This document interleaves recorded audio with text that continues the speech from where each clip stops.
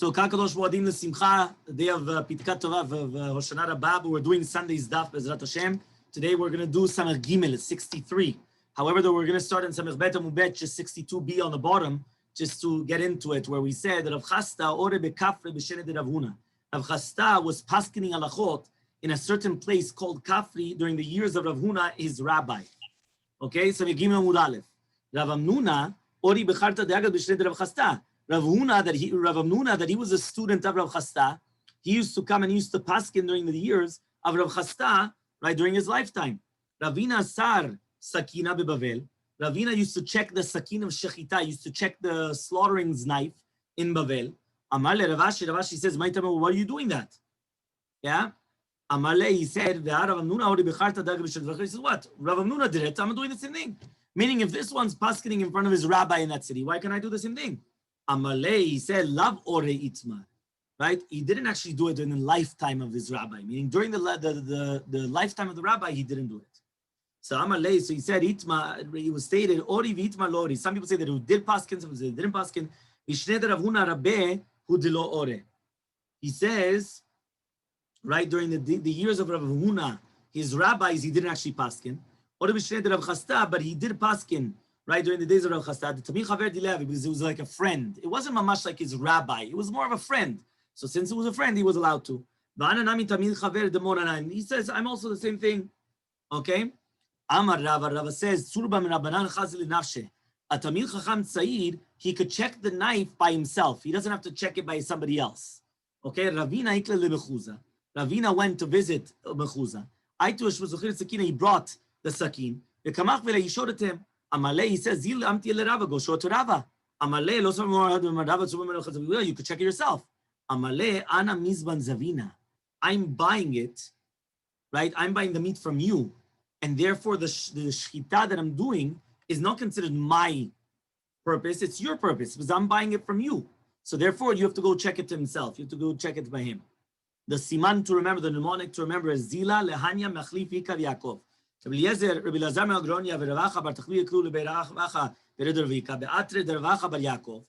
place, so they went and they were invited to the house of Ravacha bar Yaakov. So he wanted to make an egel mishulash, which is a very good type of a meat. A calf. Some people say it's the third to the stomach, whatever. So he showed him the sakin. He says, what, you're not going to be choshesh to the kavod of the Saba? Ravacha bar Yaakov, he says, what's going on? Amar lehu, he told him, Rabbi Elazar well, I'm allowed to check it myself. So Chazi, he checked it, and he was actually punished.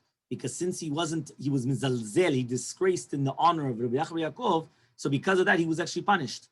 So says the Gemara, I thought you could. He's allowed to check it himself.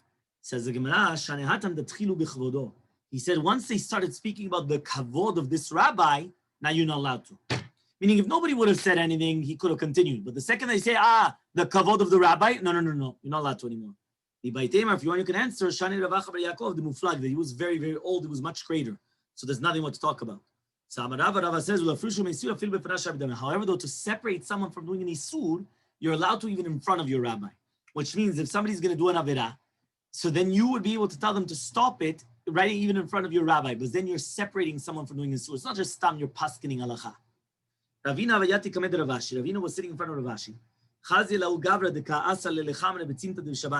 So he saw a person that was tying a chamor to a palm tree, tying a donkey to a palm tree on Shabbat. And he was using the tree on the Shabbat. He started screaming, he didn't pay attention to him. He put him in nidui, excommunicated him. Amarle, he says, he says, what? This is how you're doing that, you're showing it in front of me? Amarle, he says, what? There's no such thing in front of Hashem, right? We can't just let people doing isurim. If there's going to become a chilul Hashem, we do not give respect to the rabbi. Right away, you do it yourself. You have to give him kavod. No, but there's going to become a chilul Hashem, desecrating the name of Hashem. So Amar Rava says, B'fanav asur v'chayav mitah. If a person is going to paskin halacha l'maaseh in front of his rabbi, he's chayav mitah. Mitah b'dei shamayim. Mamash, the heavens will kill him, right? And it's a sur. However, though, if it's not in front of him, it's still a sur, but it's not going to be chayav mita b'dei shemayim.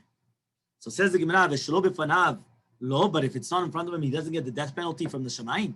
But Tanya, we learned in the Braita, Eliezer says, lo metu Nadav Avihu, they died, the children of Aaron, because they paskin halacha in front of Moshe Rabbeinu. My darush, what did they say? When Aaron is going to put fire on the mizbeach, Amru, they said, even though the fire comes down from the shemayim, still there's a mitzvah that we should come. That means even though the fire is consuming, coming down from the heaven, it was their mitzvah to start the fire as well, even though the fire is going to come down.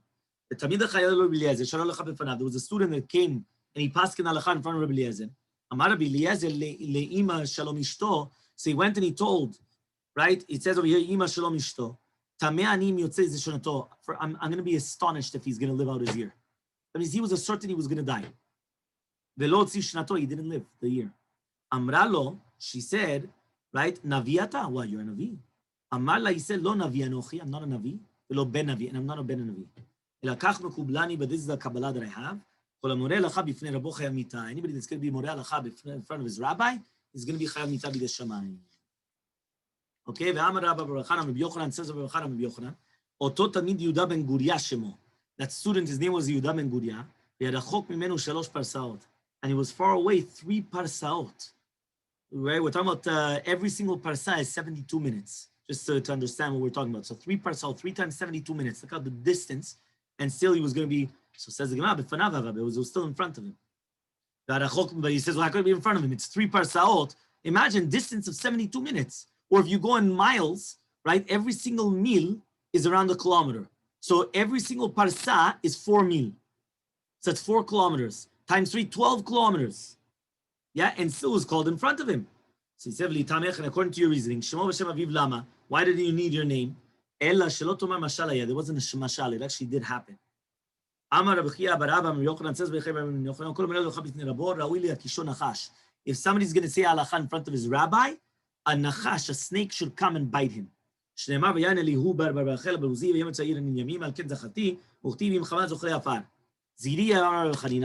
in the name of Chanina. Nikra chote, he's called a sinner. Rav Amnuna, he actually asked this contradiction. It's written, which is mashma that David HaMelech didn't paskin halachot in their beam, and then it says b'serati tzedek b'kal rav. So he says, "Look, Hashem, b'zman she'ira hayayiri kayam," when his rabbi was alive, and here was that when his rabbi was not alive. When his rabbi was alive, he never paskin in public. When his rabbi passed away, that's when he paskin publicly. So Amar Rabbi Abba bar Zavda says, if somebody's going to give all his presents of the kohuna to one kohen, he's going to bring hunger to the world. Shneimar ira yakol leDavid. David would have a kohen. Kulam lo says ela sheyem shegel lo matrontav v'yibatrei v'yivrav b'meDavid, which means that since David HaMelech gave him all the presents to the same kohen, that's why he brought hunger to the world. Rabbi Eliezer says moridino to b'gdulato. They also take him down from his greatness. Shneimar vayomer Elazar kohen l'nshei hatzava ve'avgad amaluhu. And even though he told them to the people, right? Asher tziva Hashem Moshe lach Abba tziva ve'oti lo tziva. He only commanded to my father, right, to my father's brother, right, and not to me. She was still punished. But Yeshua didn't need Elazar HaKohen. So it comes out the fact that he paskin in front of his rabbi, they take him down from his greatness. Amar Rabbi Levi says, Rabbi Levi, anybody that's going to say, to answer something, an answer in front of his rabbi, he's going to go to the kever, he's going to go to his tombstone without children. He told him, go kill them out. Look how strict they are on the kavod of the rabbis, that if somebody's just, we're not talking about that they're disgracing them, they're calling them names, they're telling them that they take all the kavod to themselves, they say that they're I don't know what, and this and that. We're not talking about those people. We're talking about somebody that's just paskining halacha in front of them. Look at what it is, the words of what it is. Right? Samech Gimel Amud Bet, 63b. Uchtivin, it's written, non beno, Yoshua beno, which means that the children of Yoshua were not actually mentioned because he didn't actually have boys. According to the other opinion, it wasn't because he paskin halacha in front of Moshe Rabbeinu, it was because he stopped them from having pidiyah v'riviyah for one night, which means he stopped Bnei Yisrael from procreating, from having relations with their wives, and that's why he was punished without children. He found the person that he had a sword that was extended to kill him, I came for now. Amar lo emesh, yesterday you came because of Tamid Shel Ben Arbaim, and now you're coming because of Talmud Torah. Which one did you come? He says, Atabati, now. He started learning Torah. He started learning the depth of the halachot. This is the proof, by the way, that the Gemara says in Masechet Megillah that learning Torah is more important than even the korbanot. Okay, because that's why the Tamid Shel Ben Arbaim, and then you have Talmud Torah. And we have a Masoret, we have a tradition. If the Aron is not in the proper place, they cannot have any types of relations whatsoever. Okay, that's what we just said. This is the Gemara in Megillah. Amarav Brun Amarav. So basically, that Talmud Torah is more important than even bringing korbanot. Anybody that's going to sleep in the same room as a man and a woman, meaning a husband and a wife, and therefore he's stopping them from having relations. Basically, you're stopping them from having relations. What are you doing? Don't be in the same place that you're stopping them from having relations. Rav Yosef says to Yosef, even if the guy's wife is a nidah, Rava says, no, if she's a nidah, then it's a beracha that he's there. Because obviously he's stopping them from doing a nisur nidah. But if she's not a nidah, then it's a problem. So says the Gemara, but it's not true. Because until now, who was watching him? Meaning at the end of the day, it's still not sniut. That means even though she's a nidah, no, you're not supposed to sleep in the same room. Okay? Lachman bar Ristak. There was a mavui, that there was a goy in the name of Lachman bar Ristak that he was living in a certain place. Amrule, they told the goy, yeah, rent out your property to us so we could actually use it as a eruv, as a mavui. Lo galu, he didn't want to rent it out to them. Atuv amrule le'abai. So they went and they told Abai. Amar lehu, he told them, Zil batlu reshutaychu legabechad. One of you have to annul your reshut to the other guy. So then it's going to be one goy and one Jew. And therefore, Yachim, it's not going to prohibit you. If it's two Jews and a goy, it prohibits you.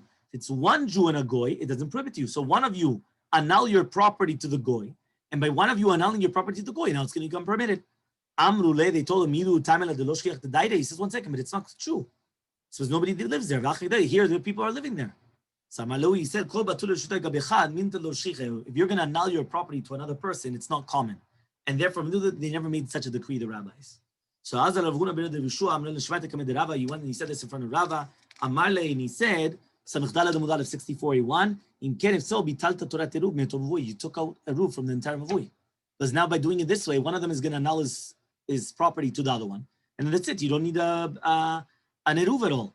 And so the Gemara, no, they still did the eruv, the me'arvi. So they said, 1 second, but then people are going to say, Yomru eruv b'mkom nochri.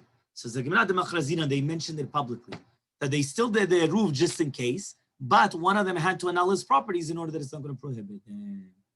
Okay, and then we continue Bezrat Hashem on Monday.